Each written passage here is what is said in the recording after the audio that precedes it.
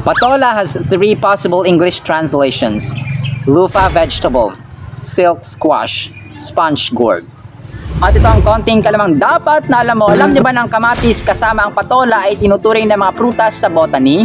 Dahil sa botany mga sombreros, ang process ng ang bulaklak ang nagpo-produce mismo or sa bulaklak mismo nanggagaling ang kanilang bunga ay inahambing nila or kinukumpara nila sa mga prutas or fruit trees kagaya ng durian, ng lanzones, ng rambutan and so on. So pag botanist ang iyong kausap ay prutas silang itinuturing at hindi gulay mga sombreros. Pero yun nga, technically at saka operationally natin na ginagamit araw-araw ay talagang mga gulay ang mga ito mga sombreros.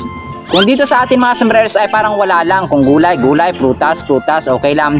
Sa Amerika po ay isang napakahalagang usapin mga sombreros kung anong hanay ang isang halaman, kung prutas ba siya o gulay, dahil sa issues ng taripa, ng tax, ng import at saka customs.